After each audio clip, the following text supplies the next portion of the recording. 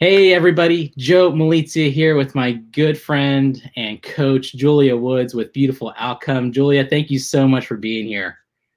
Thank you, Joe, for having me. I'm so excited to be here with you. So, friends, if you have been following me for any amount of time, you know that I am not only a coach, but one of the things that I'm very fortunate to experience in my life personally before I became a coach was getting coached. And Julia has been my coach now for, over 3 years, right, Julia? Mike is almost 4. Yes. So, Yes. yeah, one of the best things that Julia has stood for me is my marriage, and that's something that we're going to be talking about today. Is marriage, communication, connection, and we come to you to the table not with all the answers, but we have somebody who I believe is beyond wise and beyond helpful. And Julia, whenever before COVID, marriages were already hard on connection, communication. What did you see before COVID? What was life in marriage with connection before global pandemics came about and PPEs and all these changes? Homeschooling now for the first time ever. It's nuts. Well, I think that marriage in general is the greatest catalyst for change that life offers us. It brings us the greatest opportunity to look at ourselves and see where growth wants and needs to happen. And that's not always easy or to look at or what we want to look at. And so it can become a major conflict of two people seeing the other person as the problem and not knowing how to communicate, bringing the pain of their past, of what they saw in their growing up with their parents, trying to figure it out together, stressed out, exhausted, not knowing how to have conversations, a lot of shutting down, butting heads, trying to avoid conflict, and then creating a lot of what I call landmines of topics that they don't know how to have or want to have because they're trying not to argue. So then it winds up being a big landfill, a landmine area where there's just nothing you can talk about that doesn't create conflict. So you wind up being two strangers living together, talking about the weather and who's taking the kids where and what's for dinner tonight. And so it can be one of the loneliest places people find themselves is in their marriage. Yeah. And I mean, Julia, in your experience, like what were those landmines? Like what have you seen those topics that people try to avoid? They don't want to rock the boat. They want to make the other person mad because they know how they're going to respond. Like, what are those topics that you've seen that maybe even you've experienced? Yeah, I think it can vary a little bit. Most commonly, it's around what we desire or what we're unsure about as a spouse. When I say we, I mean a spouse. So, for Jeff and I, a lot of those landmines came up around money. I'm a saver by nature, preferred saver. He's a preferred spender. And so, man, it's hard to try and not want to control the other person. Parenting. I grew up in a very, very strict home. He grew up in a very loose, free home. And so when you got to come together and try and figure out how to be parents together. And then another very common area is in sex. Like one person in the marriage usually has a stronger drive than the other. And it's very easy to take it personal and think that, you start making up stuff like, oh, this is just how marriage is. And the world tells us that almost, so many movies and TV shows, colleagues, everybody's like, oh, goodbye to good sex once you get married, Yeah. So those are the 3 pretty common areas. And then when hardship comes into life, things like death, things like job loss, things like, natural disasters, things like COVID, that just turns up the heat in significant ways because the areas that were already challenging to talk about get more stressful. And so it's even harder to talk about them under the context of massive uncertainty, which is what we're in COVID right now. Yeah. Julia, I think a lot of people, if they're honest with themselves and if they're at all human, have had to ask the question before COVID, did I marry the right person? Right? Like it's like the after honeymoon phase of marriage, right? Like, wait, you believe this? Wait, you want to do that? Right? And now, Yeah. right, we're seeing that compounding. I mean, the stats are showing up that it's just divorce lawyers are getting busier. I mean, Yeah. And the question that people are asking is, did I marry the right person? Like, yeah. what are your thoughts on that? I mean, that's a real question that people are probably maybe processing. Well, it's hard because you think you know someone and then you get married and then you're like, wait a minute, this is not who I thought this person was. And if this is who they are, then I made a mistake. And out of that comes the context of, did I marry the right person or did I marry the wrong person? And it's interesting because as human beings, we are either in comfort or discomfort. In discomfort, we grow, and in comfort, we stay stuck. And we actually repeat the woundings of our past. Say that again. And so say that part again. That's key, friend. We're either in comfort or discomfort. And in comfort, we stay exactly where we're at, and we actually repeat the pain of our past. And in discomfort is where we grow, and we create a new future, something that's different than what we had in the past. And so our ego drives the comfort.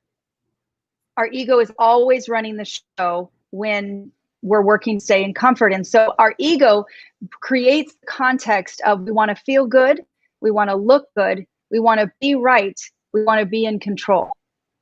So anytime a question comes up of right or wrong, did I marry the right person? We can automatically know it's our ego. Our ego wants us to stay comfortable, because as long as I decide I didn't marry the right person, or I've married the wrong person, then I'm the innocent bystander just being stuck with this craziness. And I don't need to look at myself anymore. Now I can blame myself. I can become a victim to my choice, or I become a victim to how awful they are because they're not who I thought they were. But in either of those contexts, neither one put me in the discomfort of needing to look at myself and what I need to grow. So if ego is running the show, I'll be in comfort. If my heart is running the show, I'll be in discomfort. My heart and my gut are going to lead me to say, this is what I chose. I chose to marry this person. Now, are we both committed to being healthy? Are we both committed to growing? Am I committed to growing? What in me, needs to grow in order to become the spouse that I long to have? And if I'll become the spouse I'm longing to have, the marriage changes. And it has nothing to do with whether this is the right person or the wrong person. That was decided at the altar when I chose. And now I get to walk in my choice. And it doesn't mean that there aren't marriages that are so toxic that it's better for them to end. It's not about that. It's what if two people long to be in a loving relationship, the question's settled. There's no right or wrong anymore. It's the crucible of looking at opportunities to grow and change that marriage presents us. And our ego will immediately try and get us out of that by going to right and wrong questions. Did that make sense? Yeah. I mean, friends, if that doesn't make sense, like I said, post a question, ask away. This is the value for you all, is the questions that you ask and bring to the table, right? That is the value of this conversation. What Julia just said, it was pretty earth-shattering if you really think about it, because it's a different question than what the world is generally asking us to ask of ourselves or ask other people, or even how I've shown up in conversations with friends in marriage. I mean, I've been totally, in the place of asking these questions of the ego instead of the heart, and really going after the choice that one has to love somebody. Because, I mean, Julia, as you say that, whenever you said two people make that choice, what happens when one of them wants to make that choice, but maybe one, doesn't care or isn't is still in that camp of not coming from their heart, but still from their ego, or just indifferent. Yeah. Which is common. And marriage is a long time. Marriage is, if we're blessed, marriage is 50 to 70 years of our life. And so we're all going to be in different seasons in that journey.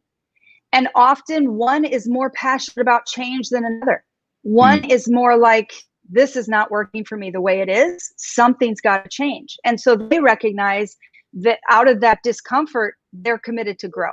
They're ready to grow. And the other person's like, we don't have communication problems. We're fine.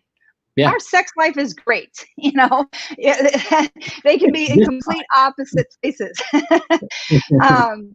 So it's not a problem when one person is passionate about growing and the other feels everything's just fine. Mm-hmm. It doesn't take two to change a marriage. It just takes one. It takes one person committed to get honest and look at themselves and let the marriage be a catalyst for their own personal growth, their own personal change, because marriage is like a dance. And it's, you know, one person says one thing, the other person has an attitude back, or one of them, you know, asks a question, the other just shrugs their shoulder and walks in the other room. That's a dance. That's the dance they've learned.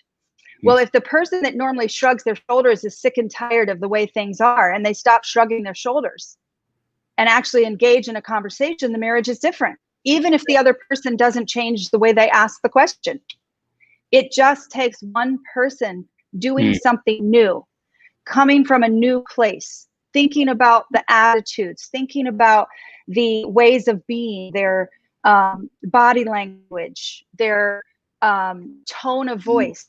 All these things are very changeable if we're committed to get intentional and make choices that are going to create something new than what we currently have. The marriage can't stay the same. Yeah. Julie, you mentioned really beautifully the difference between being and doing. Could you expand upon that? Because, you know, one, I feel like is some practical steps. Oh, that's fine, right? Well, I can watch my tone, and that can obviously shift a conversation pretty dramatically. But if there's not a sense of being, could you just kind of expand on that? What do you mean by that being part? Because the steps and the mechanics are easier, I feel like, to change. Like, just be nicer. Just use the word please. It's like teaching my 3-year-old son, just say please, and I'll give it to you. Like that's how the relationship works, right? Like, but whenever you say being, can you kind of share what you mean by that, especially in the context of a moment to be motivated to change or shift, actions or heart? Well, it's more comfortable to change our doing. And it often can be our ego leading the doing changes. Like often we'll be like, okay, well, I'll just stop being angry, or I'll just stop. For me, I'm a runner. So when things get uncomfortable, it's not uncommon for me to slam the door and walk out. So, I can say, well, I'll just stop doing that. Well, then likelihood of me changing long-term is not very likely. So I just get to stay stuck because I get to be right that I can't change. Or if my husband wouldn't say those things, I wouldn't slam the door and walk out. So again, it's a part of that game that we play that helps us get stuck when we focus on doing change. But when I focus on the being, who am I committed to become as a spouse? If I can think about who I'd love my spouse to be for me, I now know what's my opportunity of who I'm committed to become. Because if I'll become who I long for them to be, then I actually begin to sow the very things into the marriage that I long for, and it begins to come back. And so when I can get clear about who I'm committed to be, it comes from my heart.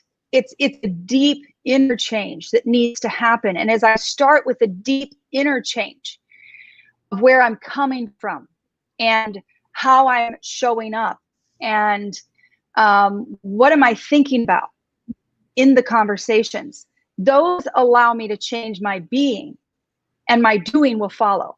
But when I start with doing, the being doesn't really show up very easily. I don't usually get all the way down to the deep part that if that will change, the rest will follow. Did that make sense? Yeah. Well, it sounds like the doing part is also can be temporal comparative to believing and being who you long to be like or grow into, right? Yeah. It's like behavior modification. Yes, exactly. Has its place, there's no doubt, but overall, if true transformation, which is what we're standing for, friends, like this is why we're having this conversation. We're not just asking you or inviting you to change behaviors so that you can have more sex or have more money or have better parenting. there's plenty of books that can probably be a resource to you that can maybe just, pad it and make it work for you for a season. But what we're inviting you into is a real invitation of the heart. Yes. For the person that you've linked up with, the person that you've chosen. Like that's yeah, go ahead. If I can go a little deeper. Yes, please. So for example, I read lots of books on how to, work with finances with your spouse, and lots of books on how to have better sex, and lots of books on how to co-parent. And I did a lot of behavior modification. But underneath, the bitterness and the resentment towards my husband was continuing to grow. No matter how many practical, topical solutions I had, it wasn't decreasing the bitterness and resentment. The bitterness and the resentment was on the rise. And so when I began to step into this work of transformation and begin to look at my come from, begin to look at my being, what was my stand? What was I standing for? And often I would notice at the end of arguments or in the midst of arguments, the thought that would go through my head is, see, I knew I couldn't trust you. So I started thinking, okay, see, I knew. Well, that means that's something I wanted to be right about, something I'd been working to be right about. And so I realized that my position or my way of being, my come from in the marriage was about proving that my husband couldn't be trusted. Now, my growing up years had given me a lot of reasons, a lot of evidence that men couldn't be trusted. I just didn't know that that was coming along with me into my marriage. And here I'm married to a man that I long to have a deeply connected relationship with. And underneath, subconsciously seeping up through the soil, are my past wounds with men, working to take a stand in the marriage to protect myself against someone who would hurt me. And that was what was giving me permission to be resentful, bitter. I was building a fortress around myself to protect myself from what I had decided as a child was true about men, and that they would hurt me. Yeah. Now, when I began to work on my being, like, who am I committed to become as a spouse? Well, if I want trust in my relationship, if I want to be able to trust him, am I trustworthy? Am I showing up in trustworthy ways? Or am I setting him up to fail so that I can make myself right, that I don't trust him? Now, I'm maybe up here. Is this making sense to someone who's not used to transformational language and where this is coming from? Joe, is it?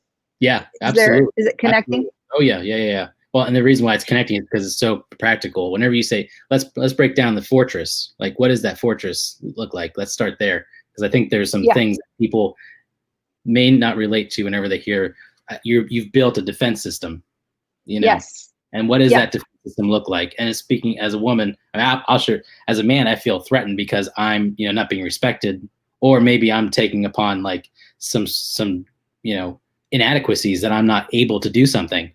Like, yeah, you're right. I'm launching a business. I've never done this before. I have a child. I have a wife. I have a mortgage. And you're questioning like how many clients I have, and she's asking just out of curiosity, like, hey, how's business going? I go from 0 to 60, and what do you mean? But that's what is what I'm saying. That inadequacy, that's my fortress that I want to protect. I don't want them to know it.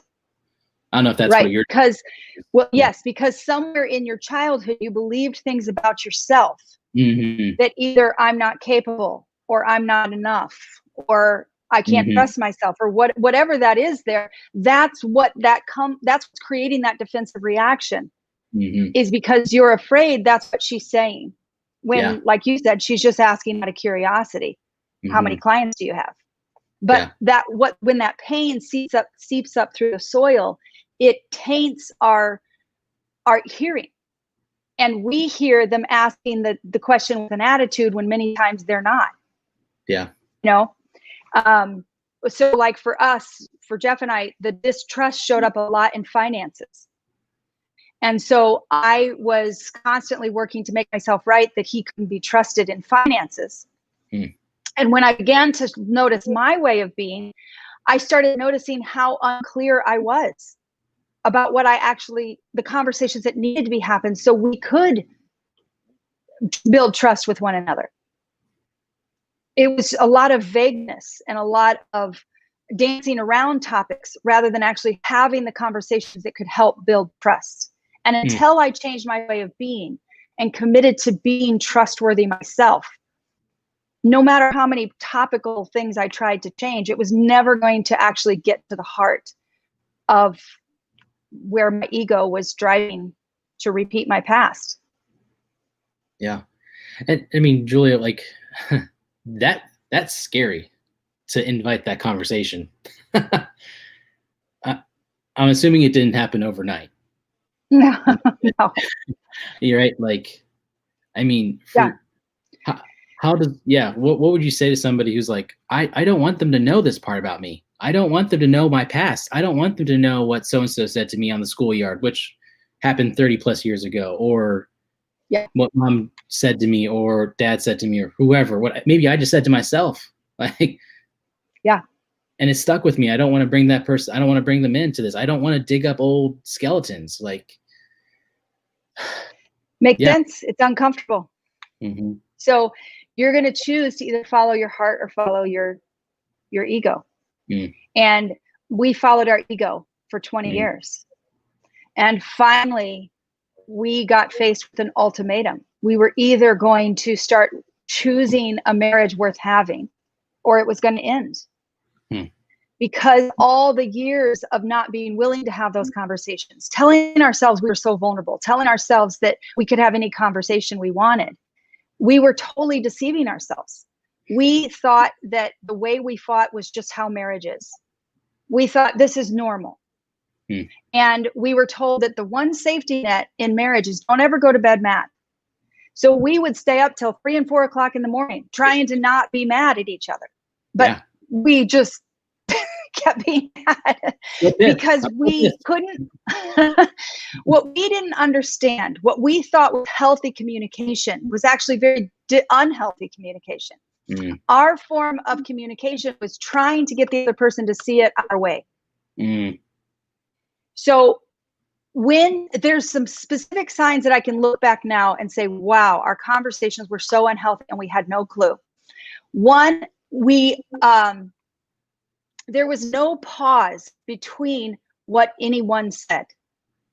Like, if you said to me, I am so mad at you because you did this, and I immediately respond, it tells me I wasn't even listening to what you said. I was thinking about what I wanted to say to defend myself while you were trying to tell me what you were wanting to say. Another thing told me our communication was very unhealthy is there was 0 questions asked. And if there was a question asked, it was asked out of defensiveness or with an attitude. Like if you said, I'm angry because you bought that thing that we weren't in agreement to buy. And I'm like, well, you said I could. We were totally in agreement. We had that conversation, right? We're in unhealthy communication. I'm not listening. We're just fighting back and forth to defend our rightness. Rather than help me understand the anger that you feel. Help me understand, what I told myself is when we had this conversation, you said this, I told myself you were in agreement. Can you help me understand what you remember about that conversation? Right? I'm actually investigating. I'm working to learn and grow myself rather than defend myself from my spouse. So those were a couple of the things. Obviously, it was one of the biggest things that told me whether it's healthy or unhealthy is we had conversation after conversation. We didn't feel better after having had the conversation. We didn't feel comforted. We didn't feel seen and heard by one another. In healthy communication, I feel better as a result of having had the conversation. I'm my spouse. There's a comfort. There's a sense of understanding, a sense of growth. I feel comforted and grown and matured because of that conversation. Go ahead. Well, there's like 3 other questions that just blew up my mind right now when as you were sharing. The one is, is it possible to still have a good argument? Like, in feeling heard, right? Like Mm-hmm. sometimes I know I felt even with them, like she'll give me a hard time about it because like I feel great. It was an argument. There was disagreement. I said chocolate, she was saying vanilla, and we finally met somewhere or went. What doesn't matter what side was selected really, but it was a little bit heated. It was a moment. We called our arguments adult conversations because we don't act like adults, but sometimes we do. And, and for us, like there's some really good conversations that we've had that could look like arguments, but they've been really huge blessings. And it goes back to what you said. I felt heard in that argument. There wasn't any positioning, because whenever one asks questions, I know I've been guilty of this. I ask the question so that I can lead you to the answer that I'm looking for. Like I'm trying to manipulate you, and she's done that to me. We're both guilty of this. We can do that to each other in our question asking. How would you say? How does one differentiate a curiosity, an investigation from the heart versus almost like a cheap shot? Like I'm going to maneuver you by asking this question so that if you do say one or the other, I have an answer to both, or I can correct you, or prove my point and be right. Yeah. My experience with that, Joe, is it's an internal physical, for me, it's an internal experience. Like humility feels very different than pride. You feel the significant difference inside of you. And if I'm asking out of investigation, out of a commitment of who I'm committed to be or become as a spouse, humility is behind my questions. And it's an internal experience of it feels uncomfortable because it's risky and it's vulnerable and it's sacrificial. But it's a feeling of life. Like you feel life inside of you when you're coming from that. And when you're coming from, trying to manipulate and ultimately convince the other person, I'm often been told in my life I should be a lawyer. So I apologize to my husband daily because that means I can win most arguments if I want to. So I think I married one of those too. It's great. I'm pretty good at leading the witness the way I want them to go. So I know that feeling very well. It's a feeling of pride. It's a feeling of superiority. It's an ugly feeling inside. And it just brings tears to my eyes now because it just doesn't produce life. And I know it internally. It's an experience that's painful when I think about how amazing my husband is.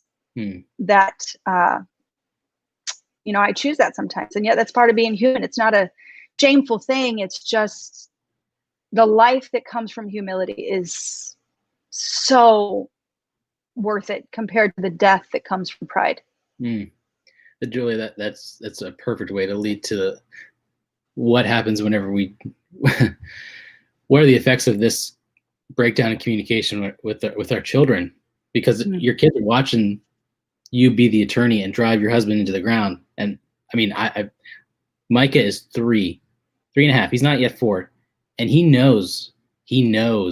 Like we can make up a story like, oh, he doesn't really understand. He understands everything that's going on in the conversation. It scares the hell out of you. And I mean, Julia, what are the consequences whenever we have children? Let's say we don't have kids, but there are byproducts of our communication breakdown, of this pride, of this arrogance that we do have outside of our marriage, whether it's with our children or with the people around us. Like, what are the side effects? Yeah, the prices that are paid by the experience of our relationship go far beyond just us as the couple. And, children are a sponge. They are learning what love looks like.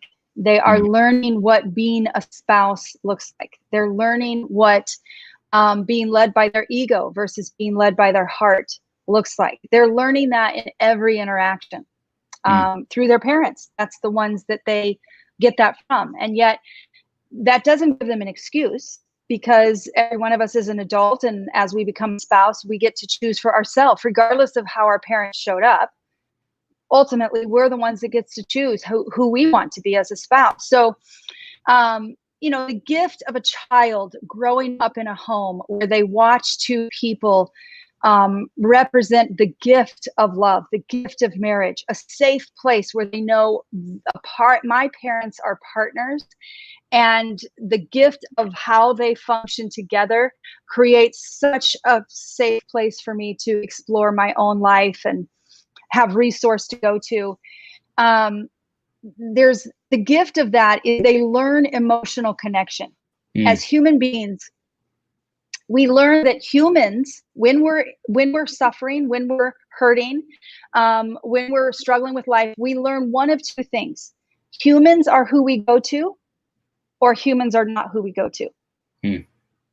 And so a child watches with their parents. If their parents become a source of comfort to each other, and when they're struggling, they go to their spouse and they can work through these challenges together. Because if one's struggling with the finances, they're suffering, and they go to the spouse to work it out, even though the spouse might be contributing to it. So the child learns that humans are their source of comfort. Humans are the place they go to wrestle life with. Or through their parents, they can learn, no, that's not where I go. I figure it out on my own. I'm alone in this world. No one's going to be there for me. And they learn to comfort. They learn to self-soothe through many times addictive behaviors. Because that's what we're here on this earth for, is that human connection. The deepest longing of every human heart is to know and be known. And that's what happens in emotional connection. And so when a child doesn't see that mirrored, they often learn that humans are not where you go to when you're in pain, or when you're upset, or when you're suffering. And so they learn aloneness. And that's the enemy in a marriage, is aloneness. And so it's damaging beyond what I think we understand. Yeah. Isolating. Because if I don't do that with my spouse, I also don't do it with my child. I think I'm doing it with my child, but my child, the way I interact with my spouse, my child learns whether I'm a place they can come to when they're suffering. All those attitudes I have towards my spouse, and they see all that, they hear all that, they know that's in me. Like if I look like a grizzly bear, they're probably not going to come be open and honest with me. Yeah. Well, and that's what, I feel like a lot of people will say, the kids come first in the marriage. And what you just said is like, nah, actually, no. And I agree with you too. The marriage is the greatest place my child learns who I am as a human. How safe or unsafe I am. How I show with my spouse is how they learn that. And they learn it subconsciously. They don't even realize they're learning it. But when they see those awful expressions on my face towards my husband, or those awful tones, or that pride that comes up that's drilling him in the ground, they learn, oh, that's who mom is when I get upset. I'll find somebody else. Yeah. Man, and that hits so close to home. As you're talking, I was holding back my own tears just because of what legacy do I want to leave behind? What do I want Micah and Harper and our third kiddo that we're expecting in December to recall of us and to be themselves?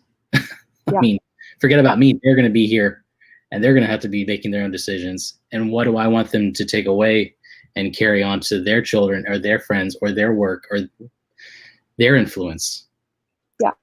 And if they're taking away what they've, in a place for, not from shame, but just like, oh my goodness, this is an opportunity to be a blessing to M, and that absolutely is extended and shared and multiplied with them. They learn. My kids. Sorry, go ahead. No, go ahead. No, it's just powerful to see that my kids either see that I'm full of anger, bitterness, resentment, pride, arrogance in how I interact with my husband, or they see that I'm full of empathy and grace and generous listening and caring and compassion. They don't learn that by what I tell them. They learn that by what they see. in how I show up with the people they love, which is obviously their dad first and foremost. Yeah. Julia, what do you say to a couple right now that, they're the motivation, the hope, the ship has sailed. Like there's defeat, hopelessness. Gosh, there's another question I want to ask you. There's so much more. And if you guys have questions, you ask them away. I'm asking Julia what I want to know, and I hope that you care about them too. So I'm having a great time. But if you want to hear your questions, dive right in. This is where your value comes in. So if you have a story, if you want to share a question, please type away. We'll definitely approach it for sure. But what do you say to that couple that is on the ropes and they don't care, they don't know, they're just doing what they know to be doing, and they're doing the best that they can? If you were to sit down with them and look them in the face, what would you want to tell them? I'd say, there aren't unhealthy marriages. There's unhealthy people who are married. And it can feel like this relationship's hopeless, like it's not worth fighting for. But everywhere you go, there you are.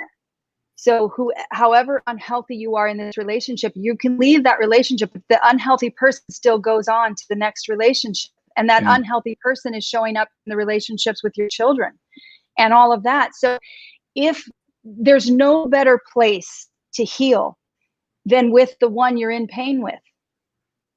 And if you're willing to do the work and heal, the relationship may survive. And how beautiful would that be? The relationship may not just survive, it may thrive because you've committed to healing rather than running. And it's going to be a lot easier to heal right there in the hardest place than to go elsewhere and try and, heal over there. Now, that's not telling you if there's physical abuse, emotional abuse, sexual abuse. That's not what I'm talking about. I'm talking about two people who truly are wanting to, be a healthy human being, and they're just in pain together. That's what I'm talking about. Yeah. So it's easier to heal and grow in the midst with that person than it is to leave them. And, the sooner you choose to have a marriage worth having, the longer your life is happy. Like, Jeff and I waited till 20 years into our marriage to start creating a marriage worth having. It's beautiful to watch my daughter and son-in-law and our son and his wife choose to have a marriage worth having their first and second year into marriage. Like, they get that many more years of joy and happiness and fulfillment. Like, why not? I don't know what our comfort, Jeff and I's comfort, took us forever to finally start owning our shit.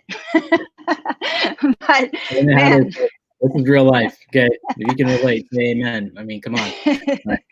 The sooner you do it, the more years of joy and happiness you have on this earth. Yeah, Julia, that whenever we see, two more questions, and then I want to wrap. I want to respect everybody's time. We're seeing these outside influences coming into what's already there. What we've been talking to is coming face to face with external circumstances, external stressors. So I'm not, I'm building my fortress. I want to run. I want to fix. I want to correct. And then all of a sudden, COVID. Now the kids are at home all the daggone time. Jobs are very different. And schedules are very different. The things that we use as hobbies or even as distractions aren't even available, or they look so different that they're not really relaxing anymore. Like, what would you say to a couple that's wanting to fight for each other and also now being compounded with the crap that was already hitting the fan with these external things that we don't have control over? We don't control viruses. We don't control economies. Those are external, but they have internal effects on us. How would you coach and speak to that? One of the contexts that I like to use is a marathon. All of us are running a marathon right now that we didn't choose. We didn't choose this marathon, but in a lot of ways we're running a marathon. Sorry, I'm going to turn off my notifications if you're hearing that. You're good. So in a lot of ways, we're running a marathon that we didn't choose. But if you've ever heard someone who's actually run a marathon, it's very inspiring. Like I had a client who, he was very, very successful in his career, working 50, 60 hours a week, very present husband, very present father. And he decides he wants to run a marathon. So he's telling me, Julia, I get up at 3:00 in the morning. I have my light helmet and I run because I need to run 12 miles at this point in my training in order to be ready for the marathon. And so when someone chooses to do that, they do things that most of us say, oh my gosh, I never have the discipline to do that. Well, that is context to invite you to know what you need more than anything is intentional conversation. And you need to get creative to set aside at least 30 to 60 minutes daily, if not every other day, to have intentional conversation with your spouse. And the first thing you might say is, we don't have time. We're homeschooling. We're doing this. We're doing that. How's the marathon runner find time to run 14 miles in a day in combination with working full time and doing all this? Like you find capacity to do things you don't think is possible. Yeah. And this is an important marathon that all of us are running, as life is different than any of us ever thought it would ever look.